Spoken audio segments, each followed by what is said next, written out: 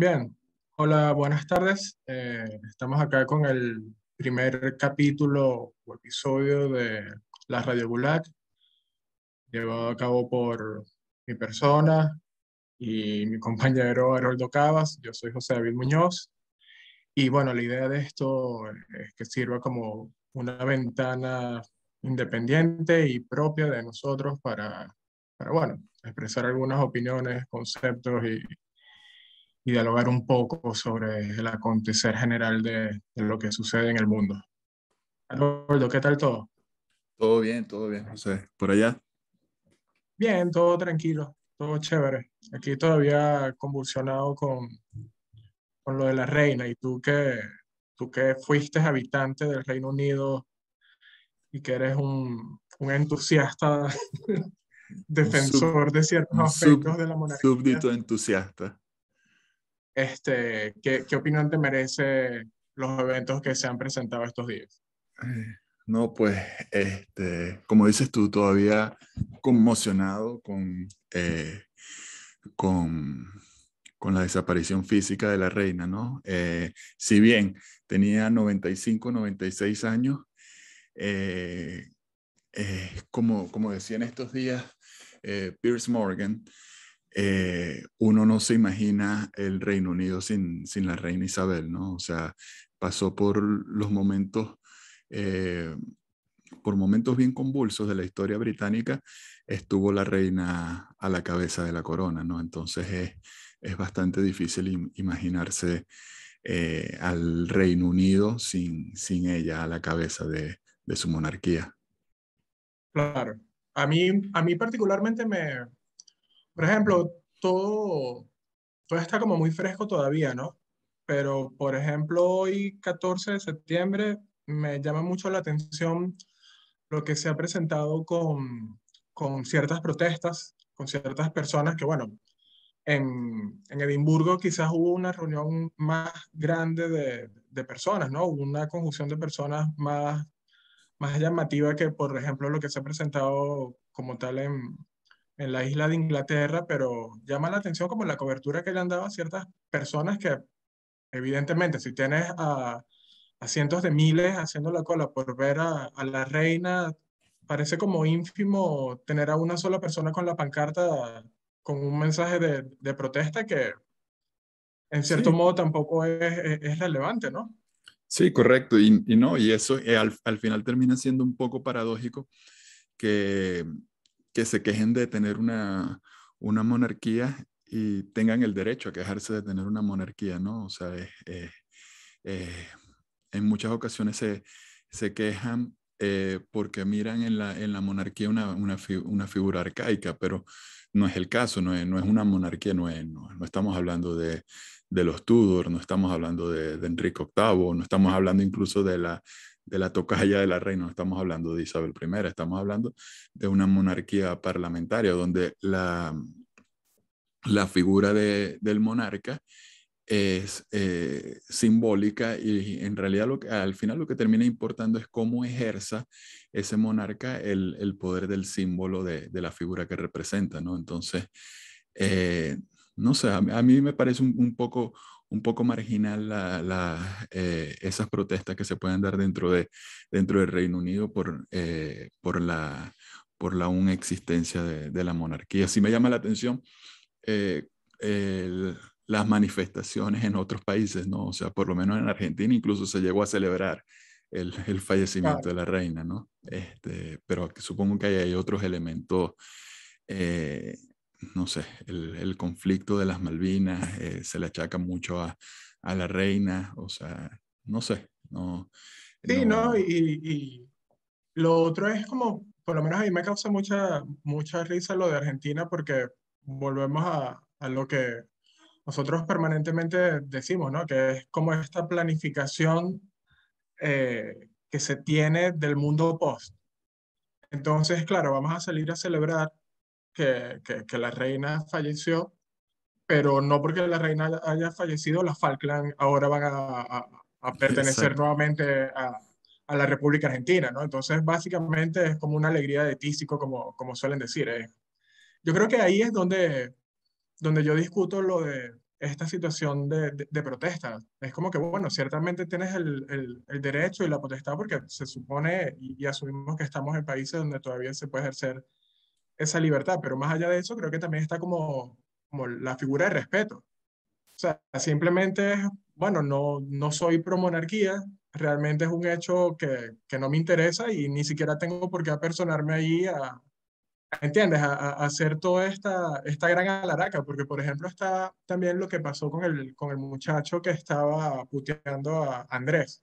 No sé si viste que iba a la carroza fúnebre y entonces iba Andrés detrás escoltando y este muchacho estaba ahí gritándole, no, ¿qué tal? Que eres un abusador, que por los supuestos casos esto, ¿sabes? Que tiene Sí. en Estados Unidos con lo del caso Epstein y tal. Eh, Y bueno, y al muchacho simplemente lo retiraron de allí, lo sacan de la protesta, ciertamente dos tipos también súper energúmenos, lo alan y lo sacan, y llega la policía y se ve que el joven simplemente por un pasillo de estos típicos de los callejones londinenses lo envían por allí como que, bueno, vete, retírate.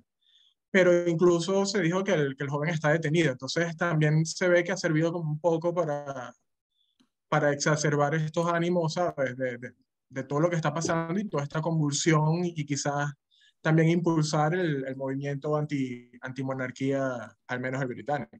No, y a mí eso me llama mucho la atención porque a mí ese tipo de manifestaciones en contra de miembros de la monarquía me hace, por lo menos en lo personal, enaltecer aún más el nombre de Isabel II, ¿no? Porque Isabel II fue una monarca que para criticarla siempre tenías que hacerlo indirectamente, siempre tenías que criticar a miembros de su familia, no que si El caso Diana. el caso Diana, exactamente, incluso hay quienes no solamente critican a los miembros de su familia, sino que critican la historia de la monarquía, no a Isabel como tal, sino la historia de la monarquía, independientemente de cuál sea la casa real que haya estado en el poder en determinado momento histórico. O sea, pero lo único que falta es que la culpen por las cabezas que hizo rodar Enrique VIII con sus esposas, ¿no? Este, entonces te das cuenta que la tipa tenía una actitud tan intachable que siempre tienes que recurrir a eso, pues, o sea, no, o sea, eh, Andrés era un pedófilo, que, ok, totalmente criticable, abominable, de hecho, eh, pero eso te demuestra que en realidad para criticarla a ella como monarca, su función como monarca, que volvemos a lo mismo, era una función meramente simbólica, no hay muchos elementos. De hecho, si tú te pones a ver, todos los chismes de la monarquía son con respecto a miembros de la realeza, nunca con respecto a ella.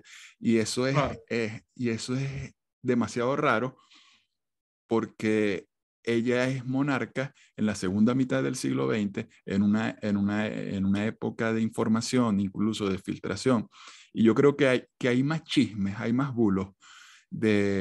Ahorita que hablábamos de Isabel I, hay incluso más chismes de Isabel I, que era la reina virgen y había cualquier cantidad de chismes sobre sus amantes que los que pueda haber sobre Isabel II. Siempre vamos a hacer referencia es a la conducta de los miembros de su familia, que incluso, vuelvo y repito, me parece que la enaltece más como figura simbólica, como figura que los británicos pueden mirar en busca de estabilidad, porque incluso teniendo una familia tan caótica como cualquier familia, ella no permitió en ningún momento que la familia se desmoronara. Entonces, ¿a quién mejor para mirar que a una reina que no deja que su familia se desmorone para encontrar estabilidad en tiempos tan convulsos como los que le ha tocado vivir a Inglaterra, al Reino Unido? O sea, estamos hablando de la guerra contra el IRA, estamos hablando del independentismo escocés, estamos hablando incluso del Brexit. Entonces, me parece que todas esas cosas terminan dándole incluso más poder a su figura como símbolo de estabilidad para los británicos. Claro, y que vemos, por ejemplo, el tema de como eufemizar, ¿no? Entonces, bueno, todos son eufemismos en torno a ella. Y bueno, que Meghan Markle fue con un vestido al funeral parecido al que usaba Diana, y todo lo que se aborda son como los aspectos más irrelevantes de lo que está aconteciendo, ¿no? Por ejemplo, también lo de Carlos con lo de la pluma y el tintero. Sí, Y es como que, coño, en serio es lo más importante que está sucediendo. O sea, ya sabes que hay un despotismo desmedido y se va a volver a estos reyes medievales y feudales porque el carajo simplemente pidió que quitaran en la forma más descortés posible un plumero y un tintero de allí. Entonces, seguimos no sé, quizás dentro del mismo esquema que venimos viendo, ¿no? Que casualmente ayer estamos hablando de eso, del formato de evocar siempre la emotividad. Entonces, bueno, vámonos totalmente, con la emotividad vamos a definir todo en aspectos de bueno o malo. exactamente. No es que fue una regente que, bueno, que supo dirigir el país. Fíjate, por ejemplo, la gestión del COVID, ¿no?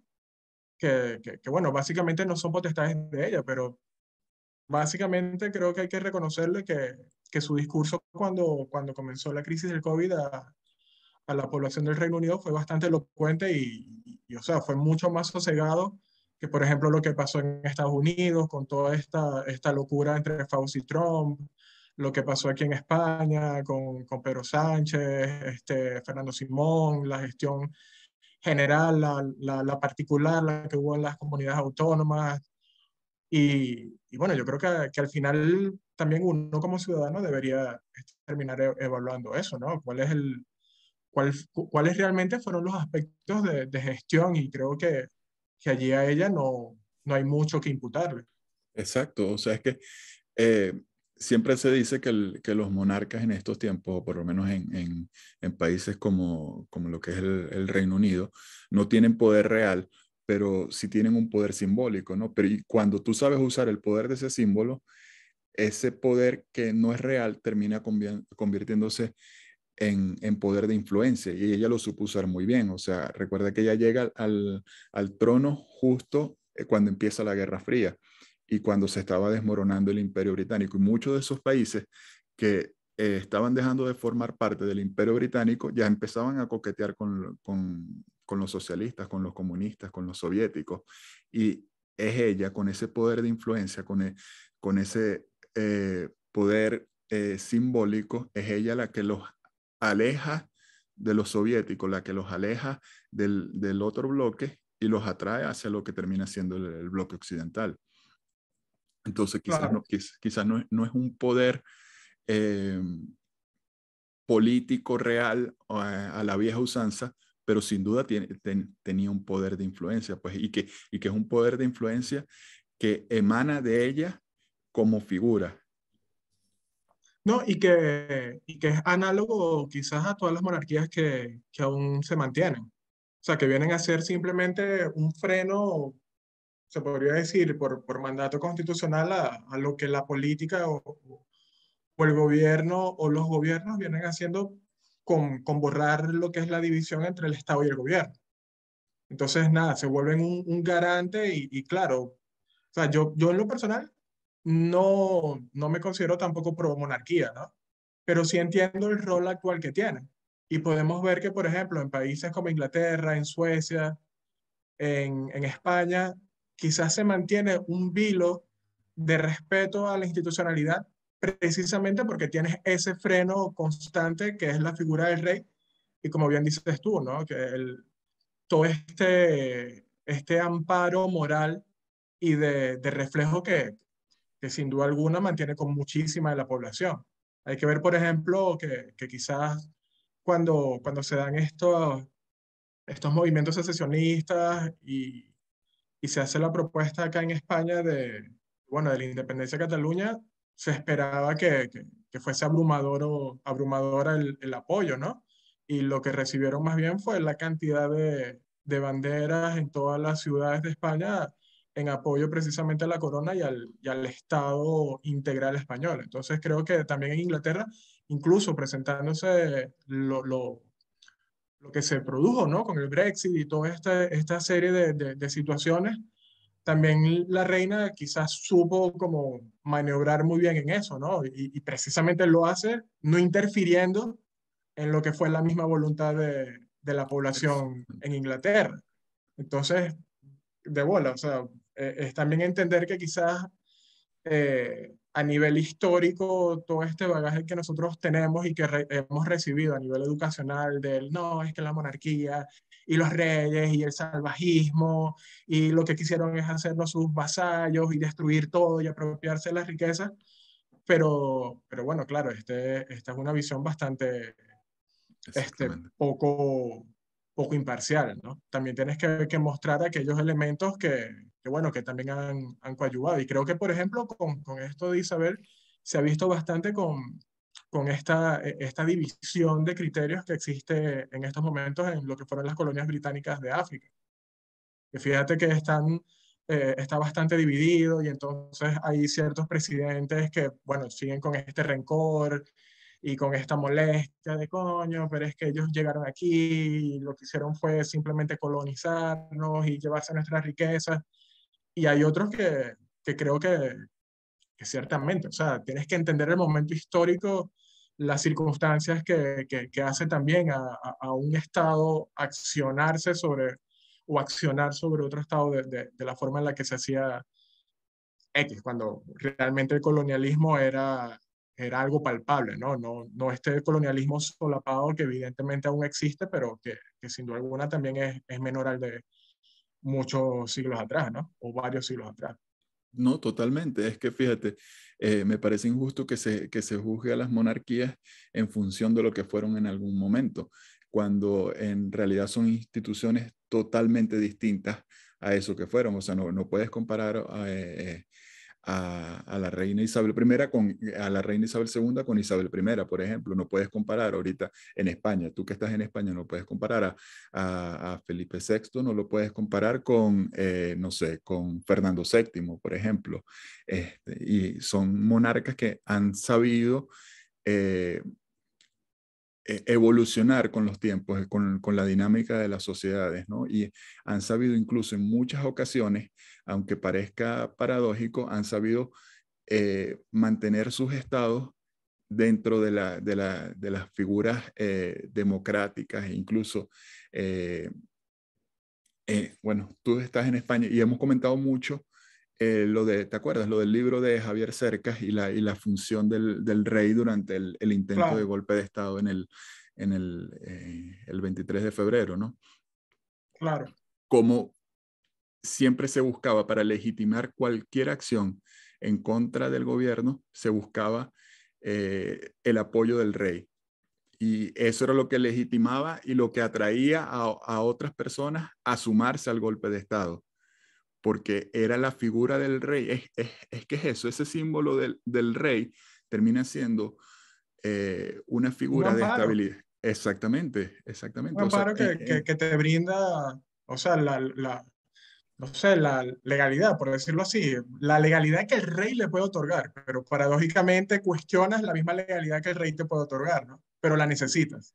es que es eso, es saber usar esos elementos disruptivos propios de las sociedades modernas, saberlos utilizar para mantener tradiciones que me parece sumamente importante en estas situaciones, ¿no? Mantener situaciones, que es lo que busca la gente para sentir que a pesar de lo rápido de los cambios que se puedan estar dando, siempre hay algo a lo que acudir que te recuerda lo que eres.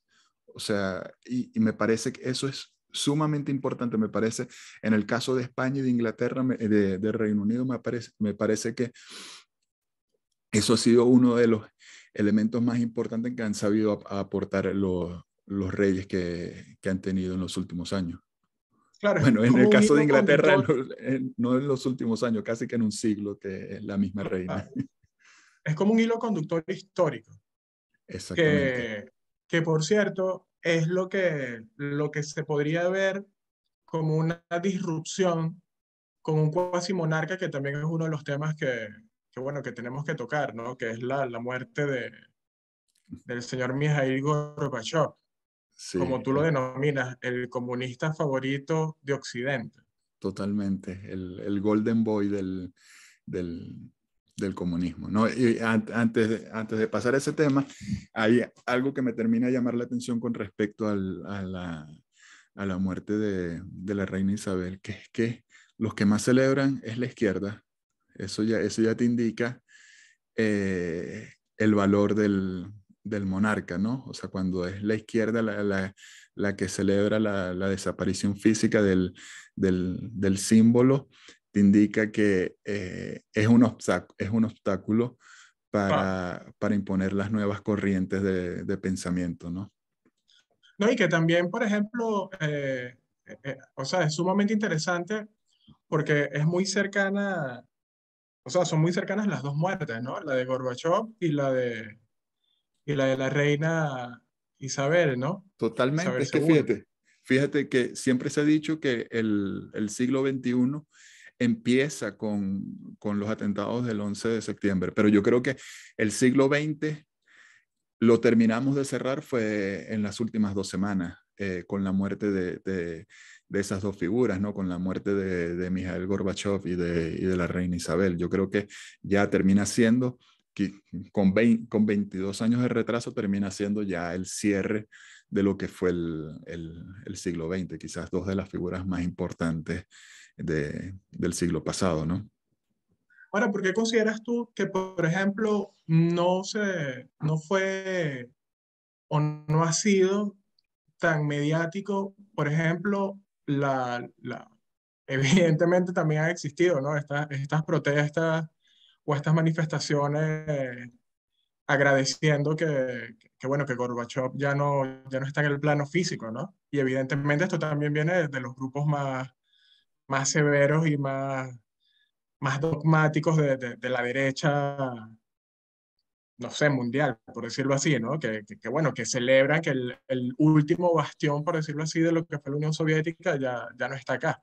Pero sin duda alguna, creo que bueno, lo de la Unión Soviética, si bien supuestamente por allí hay encuestas que la mayoría de la población no apoyaba su disolución, sin duda alguna era algo cantado. O sea, de hecho, hay libros que citan informes de la CIA que, mira, desde los años 60 ya se estaba vaticinando que evidentemente en algún momento la Unión Soviética iba a caer bajo su propio peso, ¿no? ¿Fue Gorbachev para ti como el freno en este caso a la caída de la Unión Soviética o más bien fue su impulsor? Yo creo que él fue un esclavo de su tiempo. Yo creo que si bien pudo haber tomado otras decisiones, lo que iban al final era a retrasar lo inevitable, ¿no? Este, yo, eh, yo no lo considero ese paladín de la libertad que en muchas ocasiones se le considera en Occidente. Tampoco lo puedo ver como el traidor que lo consideran no solamente en Rusia, sino en muchas de las repúblicas ex socialistas. Este, yo simplemente pienso que hizo lo que tenía que hacer.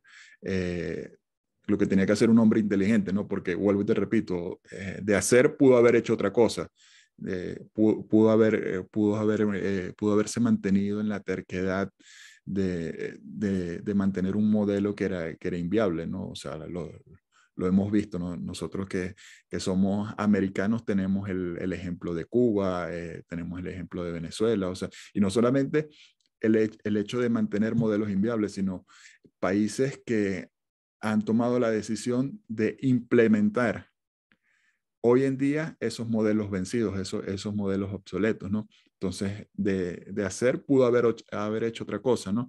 Entonces, ok, le podemos reconocer eso, pero también hay que estar claros que eh, el tipo no era un outsider, el tipo era el, el golden boy de la gerontocracia soviética, era el niño mimado porque era un jovencito para su tiempo, creo que tenía como 55, 56 años cuando venían ellos de secretarios generales que se morían a los 2 años de agarrar el cargo porque tenían, no sé, 75, 77 años. pero vivían la vida del típico ruso que fumaba como una chimenea y que pasaban el desayuno, lo pasaban con una copa de vodka, o no sé cómo se bebe el vodka, si Ah, en vasos o como sea que se beba, ¿no? no, y Entonces, que sus predecesores también habían tenido o habían adolecido más bien de esa característica que dices tú, que es la terquedad, ¿no? Porque Brezhnev ciertamente quizás se trató de redimir con ciertas libertades a los escritores, a los poetas, el tema de las rehabilitaciones de algunos presos políticos. Está el caso de Nikita Khrushchev con el famoso informe post-Stalin.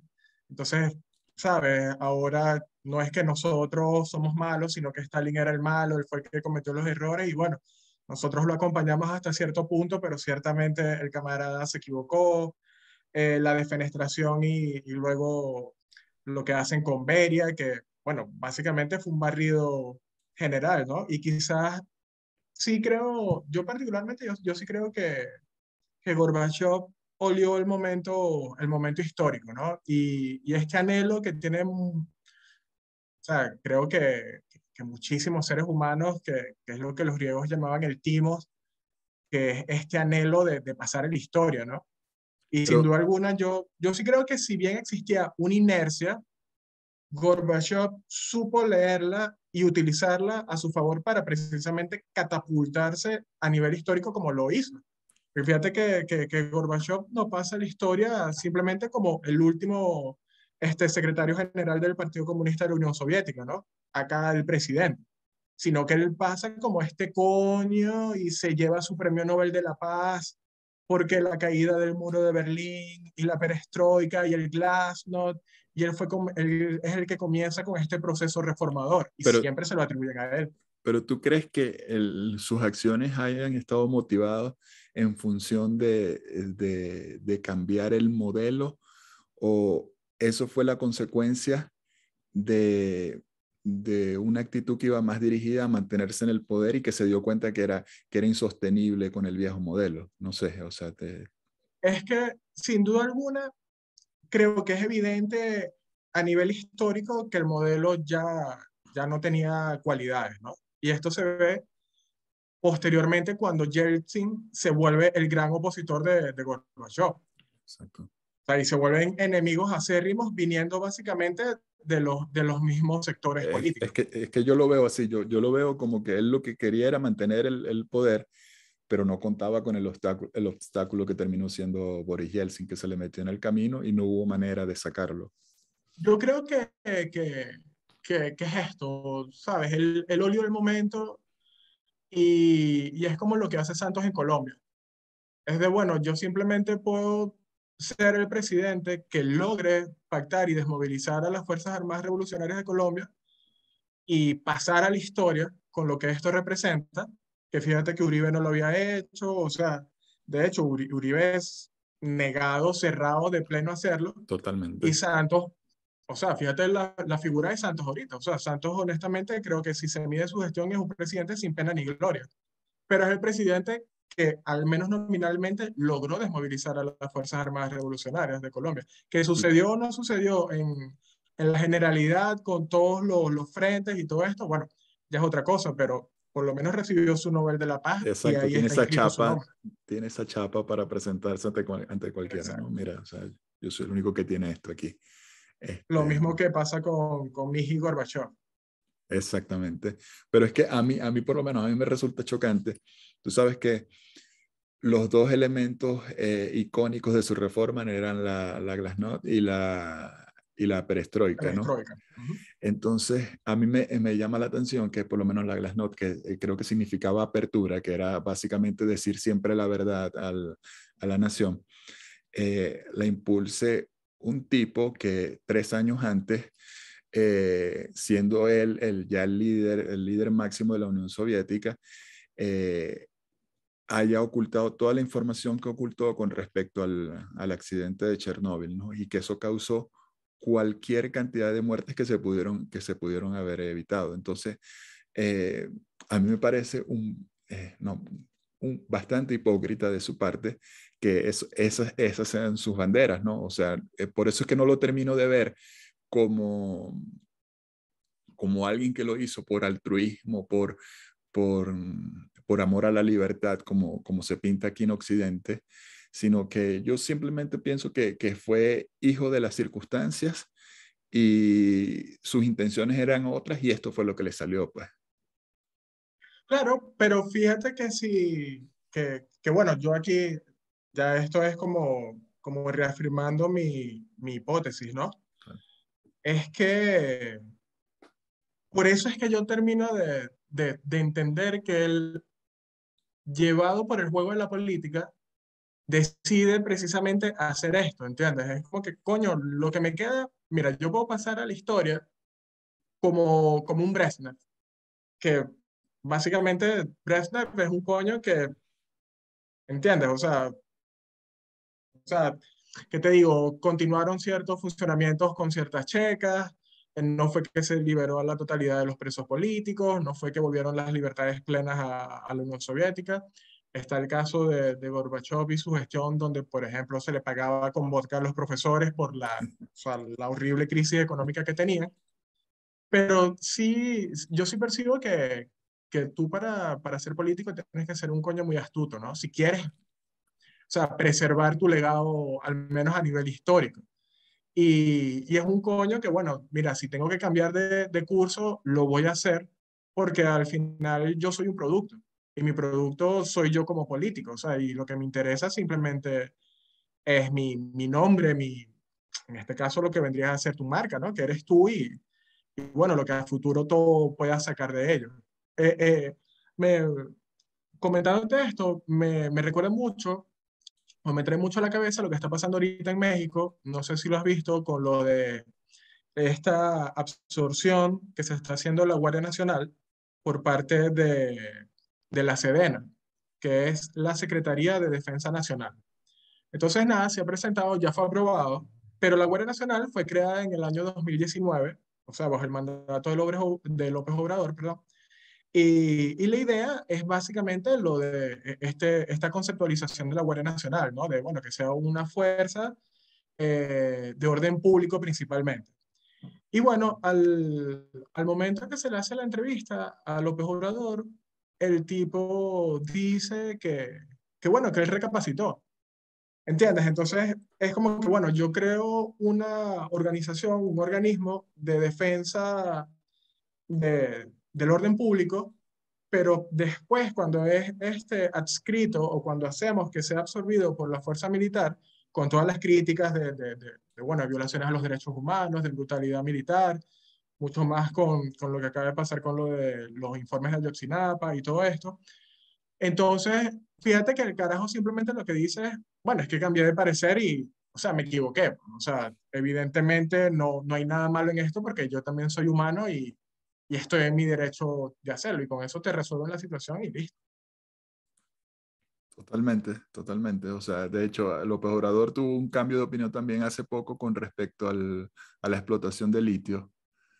No sé si llegaste a escuchar que No, la explotación de litio se la había reservado para el Estado y ahora dice, no, o sea, mira, vamos a necesitar que la inversión extranjera para poder explotar el litio que tenemos, las reservas de litio que tenemos.